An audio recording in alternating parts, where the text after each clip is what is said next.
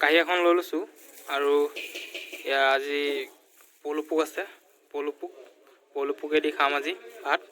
এয়া ধনিয়া, এয়া পিঁয়াজ আৰু আছে কিবা কিবি জলকীয়া নহৰু এনেকৈ। পলুপোক কাঁহীখনত ৰাখি লওঁ।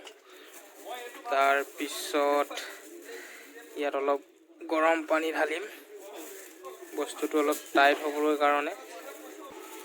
তাৰপিছত তেনেকৈ পেক কৰি এতিয়া ইয়াত অলপ গৰম পানী ঢালিম। গৰম পানী ঢালি তাৰপিছত বাকী আৰম্ভ কৰিম।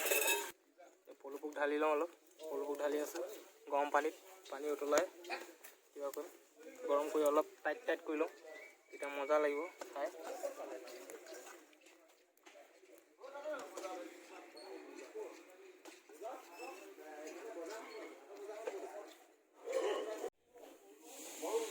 নাচি আছে পলু। এনেকৈ অকণ হিলাই কৰি দিছোঁ আৰু বস্তুটো গোটেইখিনি হ'বলৈ কাৰণে টাইট, নহ'লে জেগাই থাকি যাব পাৰে। এনেকৈ পিচ কৰি লৈছোঁ। এয়া সৰুকৈ পিচ কৰি লৈছোঁ, তেতিয়া অলপ বেছিকৈ ভাগত পৰিব। তাৰপিছত ইয়াত পিঁয়াজ, তাৰপিছত আছে ধনিয়া পাত, তাৰপিছত ইয়াত তেল,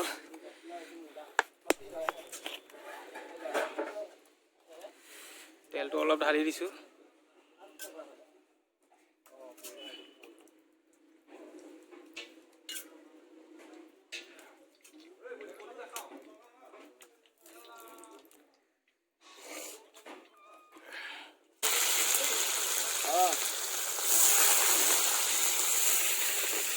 তাৰপিছত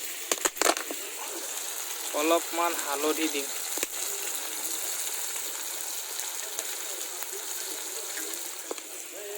তাৰপিছত অলপমান লৰাই দি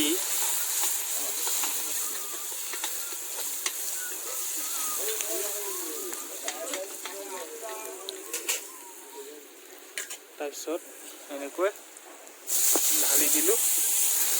তাৰপিছত অকণ লৰাই দিম।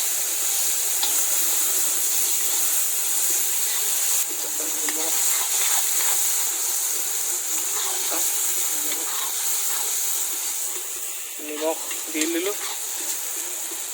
তাৰপিছত আৰু অকণ সময় পিছত হৈ যাব। আৰু এতিয়া দিম ধনিয়া পাত অলপ ছটিয়াই।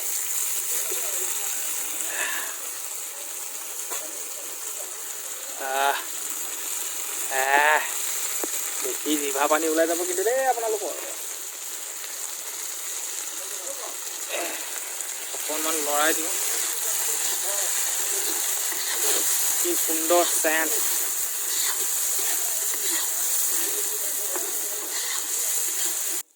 জৰাই লৈছোঁ কেৰাহীটোৰ পৰা কাঁহী এখনলৈ। তাৰপিছত খাম আজি। ভাত চব্জি লৈ লৈছোঁ, খালোঁ, মজা লাগিছে।